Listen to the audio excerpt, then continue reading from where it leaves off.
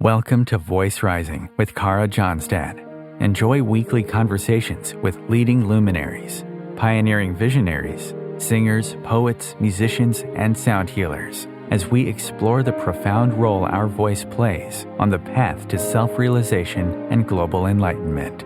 The internationally acclaimed singer, composer, author, healer, recording artist, voice expert, creator of Voice Your Essence, and founder of the School of Voice, Kara Johnstad uses her extraordinary spiritual gifts to empower others.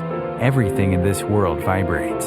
Everything has a frequency. A pioneer in the field of voice work and transformational songwriting. Her breakthrough methods are helping thousands of people worldwide fine-tune their body-mind-spirit system and unlock the energetic frequencies of limitless creativity, health, and abundance.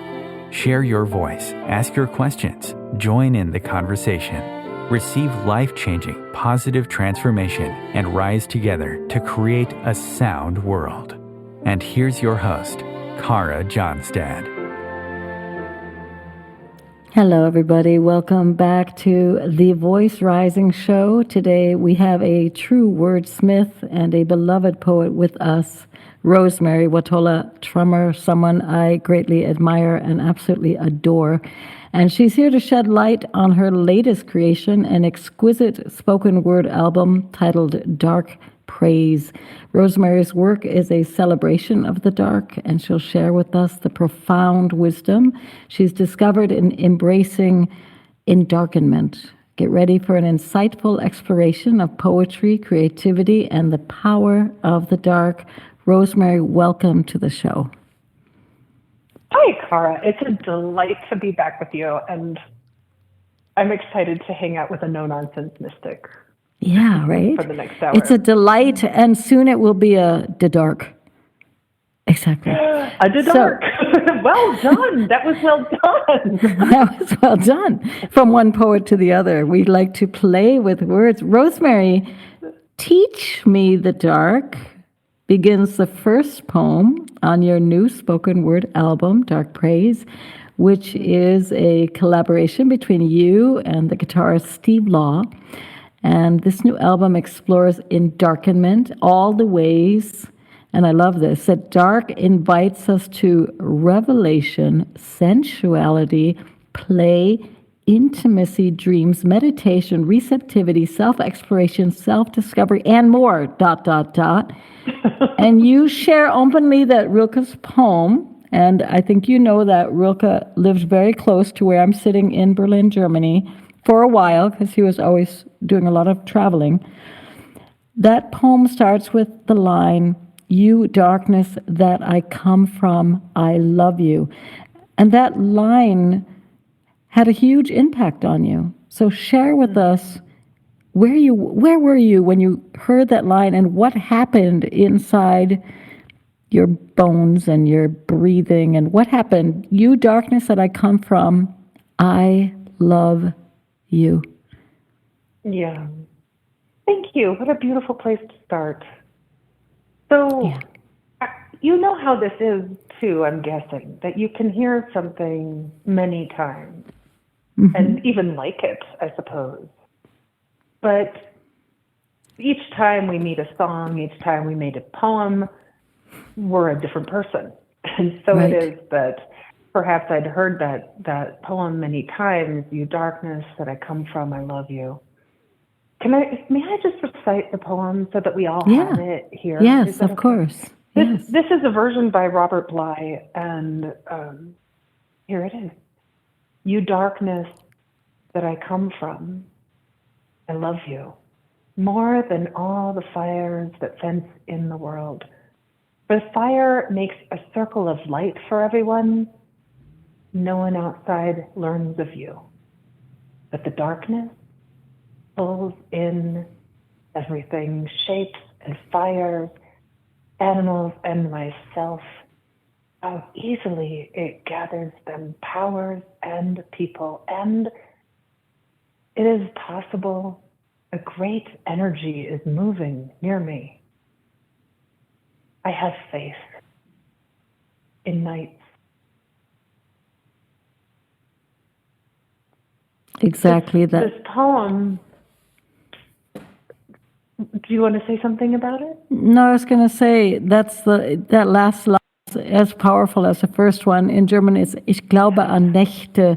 I have faith in nights. So it's it's this profound, you darkness that I come from, I love you, and this I have faith in nights. So now share with me about this poem. So I think the first, how many times I read it, I read it and I thought, okay.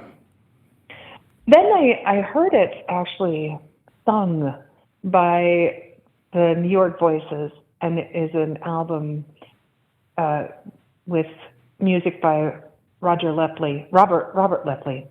Mm-hmm. And Visions Within is the name of this album, which is all pieces that are all Rilke's, all Robert Bly's translations, versions, and then the poems are sung, but they're also recited by Meryl Streep. That's nice. And when I was, this is such a treat to yourself to listen to that album. Just give yourself 40 minutes and lie there and be taken over by the beauty of it all. But it just so happens that, I loved it when I listened to it and it started to sing it.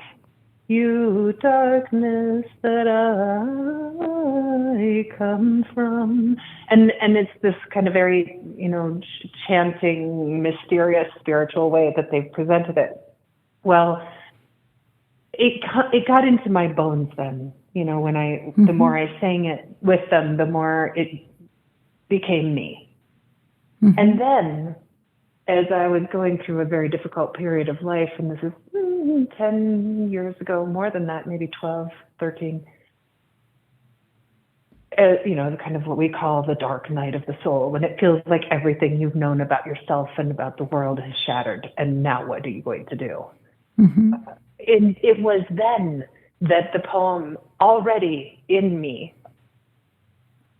became the beacon that that it has become for me since. That it really became this astonishing invitation. You darkness that I come from, I love you. Could he really say that? Could he really mean that? Was it really possible? Could I, in both a literal way, the dark, and in a metaphorical way of feeling that kind of lack of reference point that we have in the complete dark space, could I fall in love with that? It was the most astonishing, profound question that I have been living into ever since. Yeah. And I remember I was driving through the mountains when I was in that state of untetheredness and what do I know anymore about anything? And that's when I'm so grateful that this poem was already with me, so that it showed up, and there it was, again and again. I have faith in nights. Is that possible? Is that possible? Yeah. Yeah, it's a very interesting thing, because in a world that, or I put it like this, in a Western world, because once you start going into more poetry, you realize that there's a lot of different cultures that do believe in the mystery of the darkness. They do believe in the rich soil where the seeds are planted. They do believe in the dark womb where all creation comes from, right? And yet in our culture, we have a lot of enlightenment. We have a lot of yearning for everything being pure and clean and white and not messy, and everything needs, whatever, you have to have your desk has to be cleaned off, and it's spick and span, it's like, I don't know, it's like, and then to say, I have faith in the night, right? What is it like walking with that faith, Rosemerry? So that was 13 years ago, and like every human probably walking on the earth, you've had to face a lot of very difficult and complex things called living as a no-nonsense mystic and as a human on this earth, right? So what has it been like for you walking the faith of the richness of darkness and night, and all the stars that it may offer, but also all the windstorms and all the, all the fear that might come up while it's so unknown to us. Mm-hmm. So I think this is the perhaps the doorway was that it was a possibility, right? It was a possibility. Yeah. I think that I feel like I've been trained in Western culture, as you say, that it's all about the light, and we're going toward the light. And when I think of even how our language, like you noted earlier, we say the light. How the light shows up in so many ways as what we are aiming for, and how the darkness is vilified, is demonized, is we're told that that's something to fear. Yes. So just that first invitation of, is it even possible?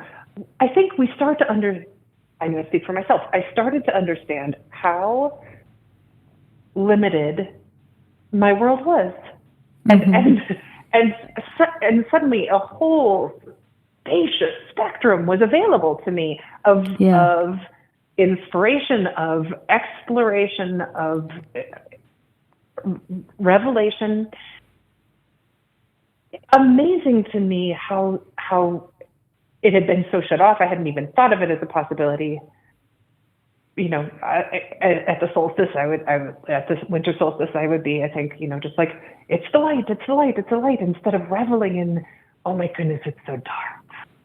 Yeah. So I think at the first step, Kara, is just to notice how the moment you think it's possible to fall in love with the dark, for me, it's as if half the world opened up. And then to start to really feel into and live into what is it then to fall in love with the dark. I mean this both in a literal way. I love now walking at night. One of my favorite practices is walking at night for hours without a light. And it's possible here where I live to do that because I live quite remotely and there isn't any light. So it's become this joy of mine to literally put myself in the dark and feel informed by the dark, whether there's stars or moon or not. But also, of course, I mean this metaphorically, and I think that there was so much of my life that I tried so hard to make things perfect, to make things right, to have that spick and span clean desk that you were talking about. Yeah. And at the same time as I was exploring this kind of more literal darkness, also exploring what happens when I give in to these darker hours. What happens when I realize that there's so much possible now that I never dreamt of before, when I lean into mystery, when I lean into what I couldn't possibly know, when I allow myself to be one with being untethered. Now things got very exciting. It's an expansiveness, a generosity. Like when you try something new and you didn't even know, and you think, oh my gosh, this was available all along. It's almost that sense of, oh, look at this richness, and how could I have not seen? How did I not know? It's not like it's just shown up, but my awareness of it, my openness to it, my willingness to explore it, my gratefulness for it, now that's changed everything. Rosemerry, you released this album, and I think it's your first spoken word album, I believe, right? In July, this past July, in 2023. And it is, of course, honoring the darkness. And there's a piece I would like to play for our listeners. It's called In Those Quiet Hours. Share with us what this piece means to you. So this one is certainly thinking about both the literal and metaphorical darkness. And through the whole album, there's ways that I think about, the dark as a place for dreams or as a place for abandonment. But this particular poem is really exploring the dark as container for intimacy. How does the dark help us to be open to intimacy in a way that we can't be in a brash light situation? Mm-hmm. How are we receptive in a way in the dark that we are not able to be receptive in the light? So that's a literal way. But as you'll hear in the poem, there's also very much a metaphorical willingness to go into dark spaces. The poem is talking about in the days after the death of my son, Finn. This was in the summer of 2021 when Finn died. He chose to take his own life just before his 17th birthday. And so this poem is exploring what happens when I open myself to that great loss, as opposed to trying to shut it down, to being a willing partner in arriving in this dark place, and how does it inform me? So I'll let the poem do the rest of the talking, and then we could talk about it. Yeah, beautiful. Let's listen in to In Those Quiet Hours.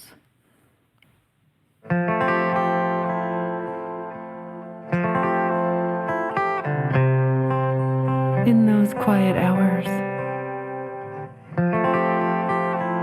For 2 weeks after he died, I'd fall asleep exhausted, only to wake just past midnight. Desperate, I'd claw at sleep, frantic to catch it and clutch it. But always it slipped my grasp, and I'd lie awake till morning. My friend suggested I reframe those sleepless hours as a sacred time, an intimate, personal, quiet time. Not a problem, not something to be treated, not something to be feared. That night, as I emerged from sleep, dreams dripping from me like water, I did not resist the waking. Instead, eyes closed, heart open, still lying in bed, I said, I love you, Finn. I miss you, sweetheart. And I woke on the shore of morning. Ever since it happens just like this, when I slip from sleep, I tell my son I love him, then slide unknowingly back into the tide of dreams. How many hundreds of times when he was young did I go to him when he cried out in the night? I'd press my palms against his chest until his breath was a skiff for dreams. Years later, though I can't feel his hands, though I don't hear the lullaby of his breath, somehow he arrives to comfort me. And though I don't hear him say the words I'd always say to him, I feel them float above me like a blanket, warm in the cool night air. Shh, I'm here. It's okay. I'm here. And that is a piece off a Rosemerry Wahtola Trommer's beautiful new spoken word album called In Those Quiet Hours. I love these lines to reframe those sleepless hours as a sacred time, an intimate, personal, quiet time. It's beautiful, Rosemerry. I'm very happy you did this album. I love spoken word albums, and they're too rare. There's also a line, I don't know if you know this, Love Letter to Darkness, that was written by I don't know if you know it, a Japanese novelist named Junichiro Tanizaki. And it says, he says, written 1933, so, you know, there were a lot of good people back then, and there are a lot of good people now, so we're lucky that these poems, they weave themselves in and out of our lives. But he said, we find beauty not in the thing itself, but in the patterns of shadows, the light and the darkness that one thing against another creates. Were it not for shadows, there would be no beauty. So do you think it's in those shadows and in that dark mystery where the imagination really comes alive? Oh my goodness, yes. I think maybe we could say it this way, but I hadn't heard of him before. Thank you for Love Letters to Darkness. But, I think of it this way, that like when I'm writing a poem, I often think of it being the difference between, just reporting what you know. People say, write what you know. I think this is the worst advice ever. Write what you know is like writing into a bright room where everything can be seen already. Like there's zero chance for epiphany here because you already know it all, right? So this is why I think write what you don't know, right into what you don't know, right past that edge of what you know into that shadow, right into that mystery. Right, now, right. There is infinite possibility for revelation, for epiphany, for surprise. And what do we, like that's why I love writing, is for that, right? So yes, I would totally agree that in these shadows, in this unknown, in this, where it's not all so clear, that's where it gets really exciting. Well, I was thinking about this when I was reflecting on endarkenment and darkness while preparing the interview, and I was thinking about that every single book or poem, which is, every voice, which is then contained so that we can basically hold it dear to us, is written in black ink. And that ink used to be from soot from the fires, right? Coal and soot, that's where original ink came from. But we still use black ink. And music notation too, like every piece of Bach and every piece of Beethoven is like black lines and dots. And we walk into a dark theater, and yes, there's a spotlight or there's a little bit of light, but the audience needs to be in that darkness when the story comes alive. It's just, I really think that we forget, with all the bling bling and all the lights and all the,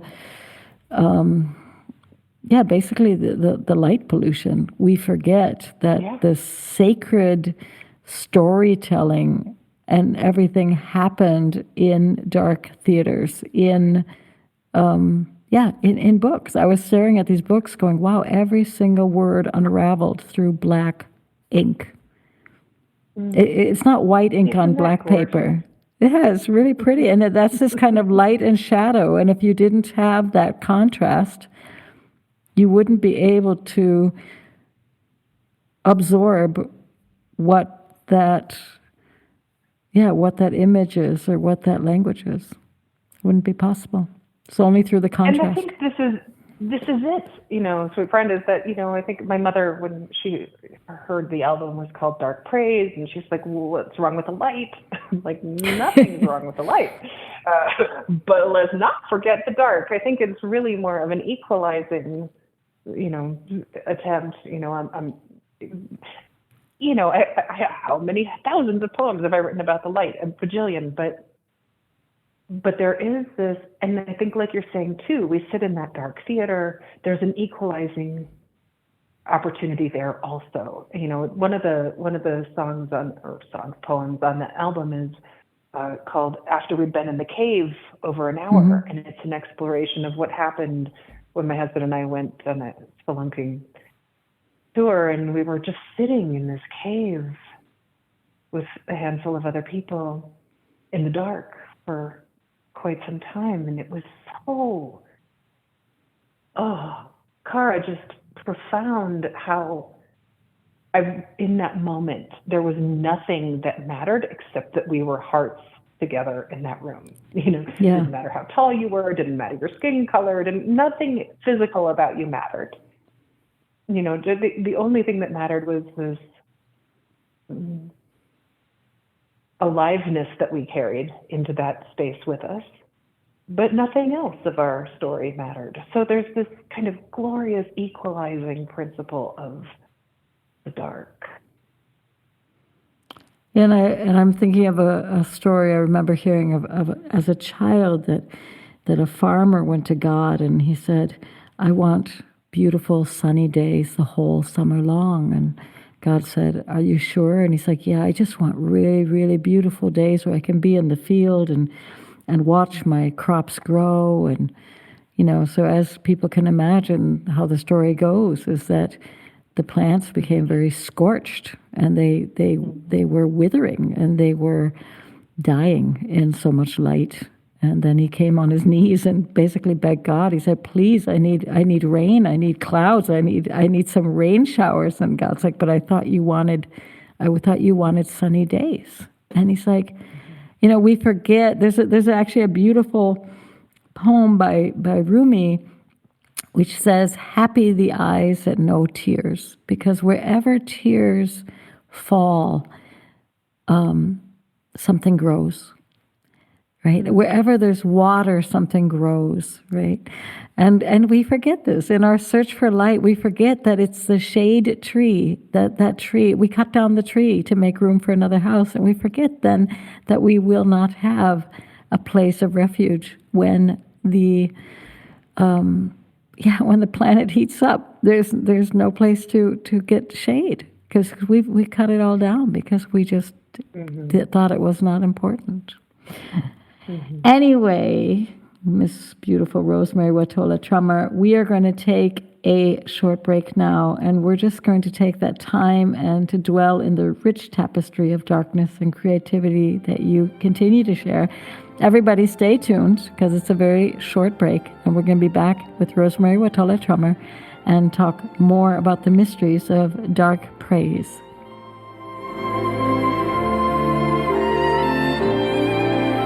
Conscious media for conscious minds. Om Times.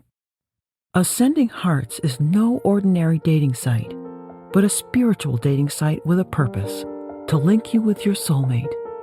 We engineer the serendipity so you can trust that you will attune with someone that has the same matching vibration as you. Ascending Hearts, the conscious dating site for the spiritually aware. Try Ascending Hearts for free, ascendinghearts.com. With happy clients all over the world, Kara Johnstad knows that your voice is the missing link to more authenticity, abundance, creativity, and health. An internationally acclaimed voice expert, Kara's breakthrough methods have helped thousands of people successfully heal their voice wounds and extinguish the story of self-doubt and shyness forever. Join in group trainings, attend online sessions, schedule one-on-one time, and invite Kara to work with your organization and community. Get started today. Go to www.karajohnstad.com and receive a special guided meditation designed to fine-tune your inner voice and welcome you on the voice journey. This is Kathy Beal, host of Celestial Compass, featuring astrology you can use. Celestial Compass points you to what's going on in the sky and what you can do with it down here on Earth.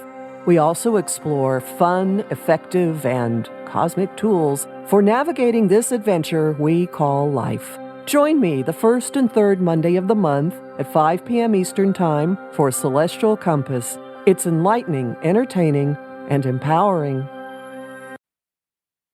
Host your show on IOM FM, the radio network of Om Times Media, one of the more recognized brand names in the conscious community, and is backed by the extensive marketing reach of Om Times. Hosting a show on IOM FM immediately connects you with our extensive dedicated community. You came across someone struggling with hunger. How would you recognize them? Would you notice an 8-year-old girl who's not excited for summer break because she may not be having lunch again until September? Or a war veteran who's having a hard time landing a job and getting back on his feet? I am the 1 in 8 Americans who struggle with hunger. I am hunger in America. Hunger can be hard to recognize. Learn why at IamHungerInAmerica.org, brought to you by Feeding America and the Ad Council. Welcome back to Voice Rising. We hope that you enjoyed the break, and we're here with Rosemerry Wahtola Trommer, continuing our exploration of Dark Praise. Dark Praise is her new spoken word album. And to our wonderful audience out there, if you're enjoying today's conversation, please consider subscribing to the show and leaving us a comment on your favorite streaming platform, because your support means the world to us. So welcome back, Rosemerry. Thank you, Kara. Rosemerry, I'd like to dive more into Rilke because he's a poet I love, and I really enjoyed that these lines touched you so much. I came to Berlin with Letters to a Young Poet in my back pocket, together with Joni Mitchell songbook. So and the little Prince. That's a little good combo. Yeah, and my guitar, and that was it. That was all I had. So. Rilke, he was very famous for writing letters, as many people out there know, and he wrote a lot of different letters. And on the 8th of December in 1907, while staying in Oberneuland, which is very close to Bremen, Germany, he wrote a woman she was called Mimi Romanelli, who was the youngest sister to this Italian art dealer, Pietro Romanelli. Of course, we have this picture of Venice. They met in Venice. And this is what Rilke wrote to her, and then I'd like to dive into exploring this quote. "There is death in life, and it astonishes me that we pretend to ignore this. Death whose unforgiving presence we experience with each change we survive, because we must learn to die slowly. We must learn to die. That is all of life, to prepare gradually the masterpiece of a proud and supreme death, of a death where chance plays no part, of a well-made, beatific, and enthusiastic death of the kind the saints knew to shape. It is still always that death which continues inside of me, which works in me, which transforms my heart, which deepens the red of my blood, which weighs down the life that had been ours, so that it may become a bitter, sweet drop coursing through my veins and penetrating everything, and which ought to be mine forever." So the exploration, Rosemerry, is how does death, and how do these moments where we face what we think is the darkest moment actually bring us closer to every living moment of this, as Mary Eller would say, this wild and precious life that we have been given. Mm-hmm. That's so beautiful. I hadn't read that letter, and I'm not surprised, of course, that that's what Rilke wrote. It reminds me of a poem that I wrote last year. The last line is that death is only as beautiful. No, life is only as beautiful as death. Mm-hmm. Which is a line that surprised me when I wrote it. I hadn't thought it. There I was in the shadows, and that's what showed up. Yeah. Life is only as beautiful as death, and I think that this has been one of the most beautiful invitations for me that I would have never wanted to ask for. And yet, this invitation to really deeply incorporate death into, and our relationship with death into our life. It's so similar, Kara, it's just as we've been talking, we're all life, and yet it's, life, and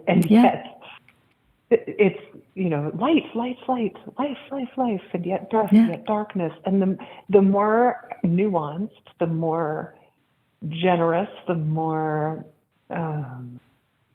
willing, the more engaged our relationships are with darkness, with death, then the more open, the more spacious, the more alive a relationship is with light or with life. I know this so truly from my experience with Finn, my son, taking his life, the death of my father. And, in a separate note, it was probably about 10 years ago that I started celebrating my birthday in the cemetery and inviting my friends to come. It happens to be on Day of the Dead, All Souls Day, November 2nd. So I invite all my friends to come and bring poems about birth and death, and we all go to the cemetery. and we read them and we talk about them. And it's this,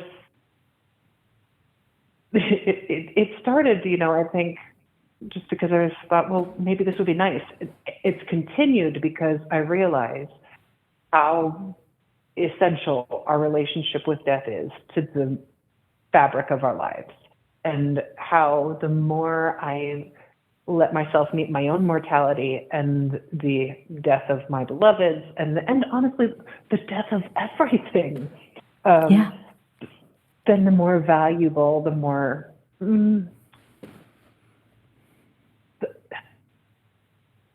the more alive it is. There's the paradox, right? Yeah. Yeah, I think,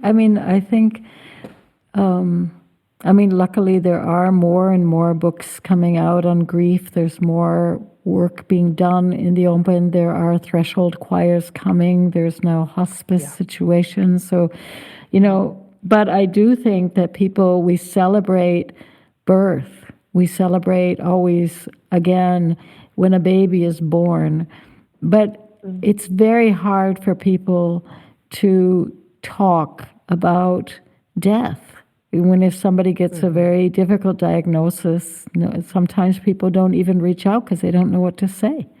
And maybe it's just to say, I don't know how it was for you going through the death of your son or the death of your father. Maybe sometimes it's good just to reach out and say, I don't know what to say. I really don't know what to say. So here I brought you a soup because I don't really, I'm afraid of destroying this very fragile, a place where we actually have a territory where we have never been.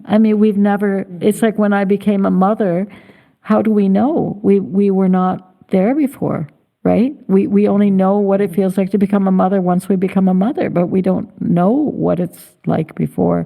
We don't know what it's like to lose a child or to lose a father or a sister. And every moment is different, and probably every day is different. So it's okay if somebody comes and says, I don't know what to say. I think you're so right, and I also think every grief is so different, and every, each of us so different. So many ways to do it right. So many ways that each of us is going to move through this, realm of heartache. And what was and continues to be interesting to me is I don't think that I ever. You're so right. I didn't know what I didn't know. I didn't know what it was like to lose until I had, a child, until I had lost a child. I think now of all the people who I didn't respond to when they lost someone, a child or a beloved, and I didn't know what to say, just like you said. So I said nothing. I don't think that's a problem per se. I think that when we step into that unknown of loss, when we step into that place where language cannot fix, cannot touch, and we recognize we have a longing to fix, or we have a longing to heal, or just to make things okay, I think that is so okay. I'm grateful that some part of me knew that no matter what people said, even though some people said the most totally inappropriate things, or they said nothing at all, or they showed up with soup, whatever they did was so okay with me, because I really did understand that everybody was doing whatever was possible for them, and that it was so easy for me to believe that everybody had my best interest at heart, that everybody was reaching toward me with love, whether they did it wordlessly or with words or with soup, right? So there was I wrote a poem about this not so long ago, about, it was called something like to those who sent me love but didn't send anything. I don't remember the title of the poem, but the gist of it is that. And it's a thank you. Yes. Because now I know. I feel like now I know that there is this sacred cathedral made out of love and silence that I've been living in for the last 2.5 years, that I feel so carried by the love of others no matter how they expressed that, whether they expressed it through language or not, whether they just sat there in the room and thought, oh my God, I'm thinking about you. Yeah. Thank you for that. Thank you for that. Thank you for that. Yeah. I'm reading your poems, or you're close to me, or, yeah. Yeah, besides being a fantastic, fabulous poet, of course, like you said, you're a daughter, you're a mother, you also have a beautiful daughter. Vivian, you also have a wonderful husband, right? So you're balancing the spick and span counter and writing poems and lying in the dark, awake at night and sitting in caves and and maybe packing lunches for lovely Vivian. You wrote her oh yeah, see? I didn't know, but I was kind of imagining, like, what does a mother do? I'm a mother. I was like packing lunches in the morning, waking up early and packing the lunch, You wrote a piece also on the new album, a gorgeous piece called "The One Who Thrives" for Vivian, and yeah, and it's about resilience, and talk to us a little bit about this idea of thrival and what it means, also what it means for Vivian to really be able to maybe blossom out of this dark soil that she was given and start to find her own path, because I'm not sure how old she is. But if you're still packing lunches, she's still in the house. Put it like that. Yes. She's 15 now. She was 13 when her brother died. Yeah. And she had just turned 13. I love also your word thrival. Thrival. That is a gorgeous word, and I feel like it's one that all three of us, my husband, my daughter, and I, are living into, and I'll include my stepdaughter Shawnee in that also. I feel like it's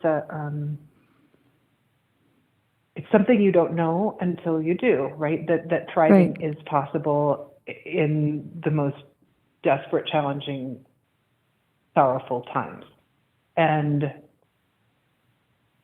part of that, and I feel so lucky that as a family, we've been able to give each other a lot of space to meet trauma any way that we need to as individuals. And then we continue to learn how to meet it as a family also. But there's been a lot of spaciousness. There's been a lot of generosity with each other. Like, this is how you're doing it? Okay.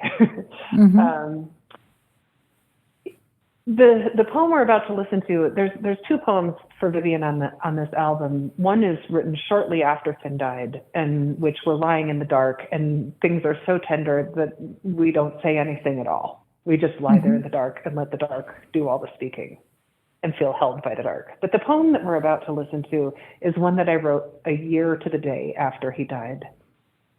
Oh, I might choke up a little here. Yeah, sweetie.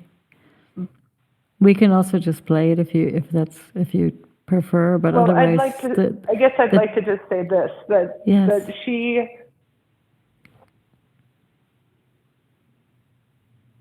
I honor that she has thrived. Yeah. I feel like, as I say in the poem, that there are certain flowers that are more potent at night. Yeah. And that they, as opposed to the farmer you were talking about earlier, who's like, give me day, give me sunshine, give me blue skies. There are certain, truly in our world, there are certain flowers that need dark conditions to thrive, and so that's the primary metaphor for this poem for Vivian. Beautiful. Let's listen to this stunning poem, "The One Who Thrives," and this one's for Vivian. Right?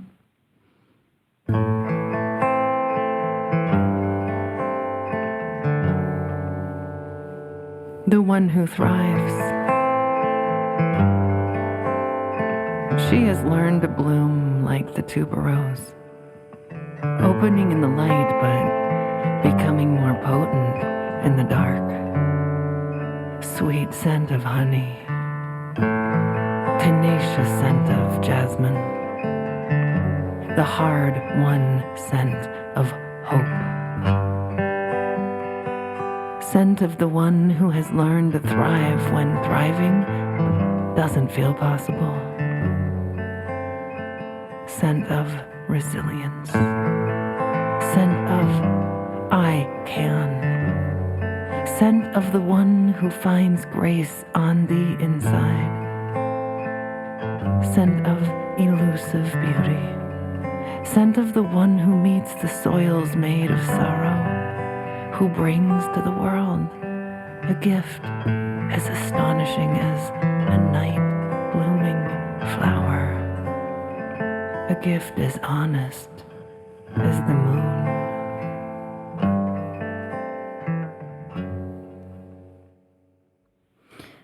A gift as honest as the moon. Rosemerry, why is vulnerability so irresistibly beautiful?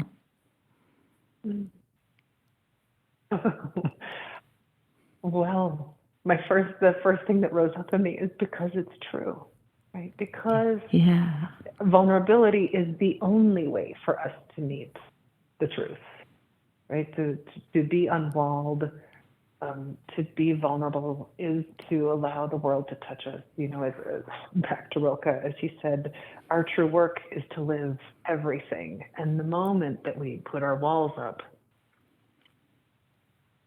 you know, the moment that we shut down, you know, protect ourselves, which of course we have to do sometimes. I'm not saying that. I know there are times we absolutely must do that. But in order for us to grow, in order for us to heal, in order for us to feel, vulnerability is essential. And I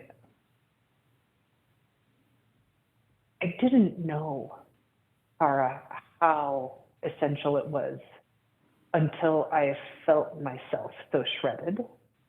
Mm-hmm. You know, I think for so many months after Finn died, I felt myself as like this, I described myself as like a skinned rabbit still alive. Mm-hmm. This is how it felt. Like I was just going through the whole world with no skin. And it was, in a way, terrifying. And also, I can tell you that it made it possible for so much love to pour in. Yeah. And that ultimately, feeling so carried by love from people who I knew, from people I didn't know, and somehow some strange energetic love that seemed not to have a point that it came from except love itself, right? That feeling so carried by love has been everything to me. And it was possible, I believe, only because I was vulnerable. And now I trust it completely. I long for that vulnerability because I know firsthand the richness that is possible because of it. Yeah, I often say this, that intimacy has to do with being in time with other people. Like if you're in the present moment, like if you allow yourself not to, just to be real in that moment, right? Then there's a beauty that just appears. Give me 3 words, Rosemerry, for darkness that are going to surprise the shit out of me. Ooh, abandonment. Mm-hmm. Generosity.